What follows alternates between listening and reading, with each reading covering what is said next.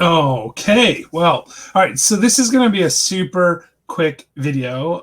So today is about 72 hours prior to my arrival in San Juan. I'll actually be there in 68 hours, and this is a very significant time period for me because of the COVID requirements for traveling to Puerto Rico. So I wanted to go over the things that you need to think about before you go to Puerto Rico. So if you book a trip to Puerto Rico and the regulations haven't changed, these are what the current regulations are. So there's primarily two things that you have to do.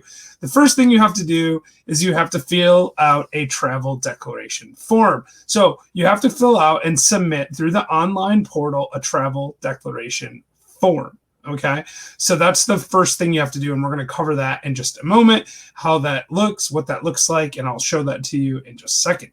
The second thing you have to do is, along with your travel declaration form, you have to submit and upload a negative molecular COVID test taken within 72 hours of arrival. Now, this is not a rapid test. This is a molecular COVID test. This is the one they stick the thing up your nose, swipe it around, and send it off to a lab rather than the rapid test, which you're going to get as an antigen test. You get that really quick. So the negative molecular test is what they're requiring on arrival in San Juan. So when you go to the airport, I was there about a month ago. I'm assuming the process is roughly the same. I'll let you know more on Monday once I actually arrive. Now, I'm inside of my 72-hour window, so I literally just now came from getting my COVID test.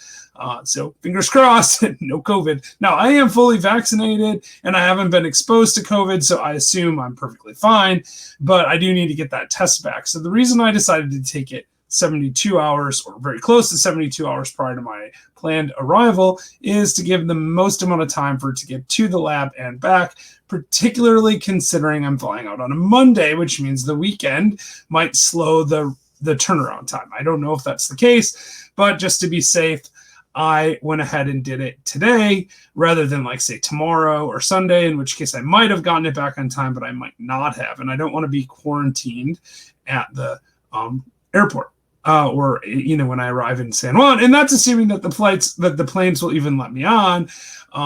I flew American last time, and they required us to show proof that we had the barcode that comes from that step one. So when you finish the travel declaration form and you upload your negative molecular test, you will get a barcode that allows you to leave the airport. I had to show that barcode just to get on the first flight in Chattanooga. So if you need more information about this, you're going to want to go to discoverpuertorico.com. And if you want the exact link, it's on the screen here, but it's discoverpuertorico.com/info/travel guidelines. And you're going to want to check that out frequently as you come up closer to the time of your trip, because as it turns out, these guidelines are changing relatively often. For example, they just changed the curfew from 10 p.m. to midnight island-wide because of lowering COVID numbers and higher vaccination numbers. That's great.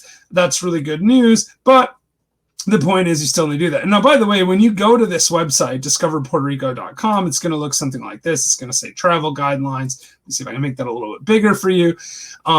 And what it says is they're enforcing local, I'm going to read this, local regulations. You're required to fill out a travel declaration form and upload a negative PCR molecular test, nasal or throat swab results through the online portal, which looks like this. So you go to this site here, which is travelsafe.pr.gov, travelsafe.pr.gov, and you're going to go down to the TravelSafe site and complete I'm not going to go in and create a thing, but the point is that you're going to create a account, and then you're going to upload to that account. Oh, it didn't. Oh, this is sad. So apparently it didn't show you the screen. So let me just fix that real quick. We'll share that other screen so that you can see the TravelSafe site. Let's see here. There we go.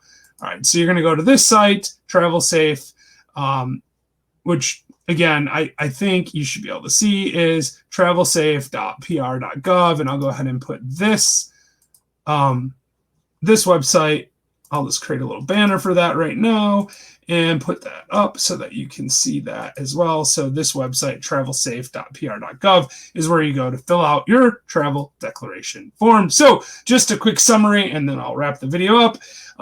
First, fill out your travel safe declaration form. And then second, upload your negative molecular COVID test that was taken within 72 hours of your arrival.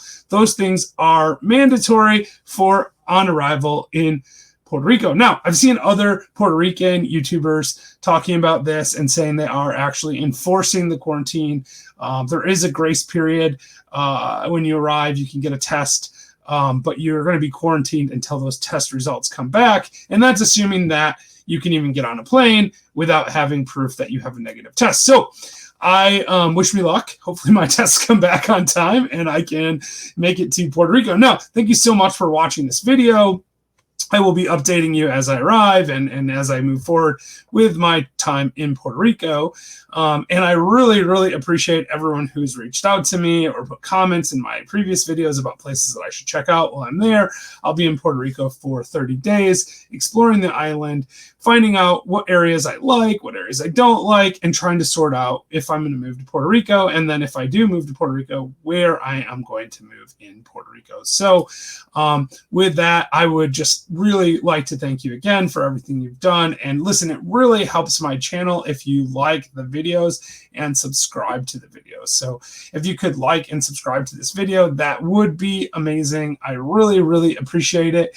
And you know, feel free to share the videos with other people and things like that. But leave comments too. I love hearing the comments. You feel free to email me. It's liveinpr.com, com, like .com. I mean, you can put the dot there if you want. It's just the period, right? So it's liveinpr.com, like liveinpr, the period, com, @gmail.com, and I will be happy to respond to any emails that I receive, and I have received dozens of them over the last week, and it's been really amazing. So thank you so much. I'll put all this in the show notes as well so that you have it, and I look forward to seeing you guys again when I arrive in Puerto Rico. Thank you, and have an amazing rest of your weekend.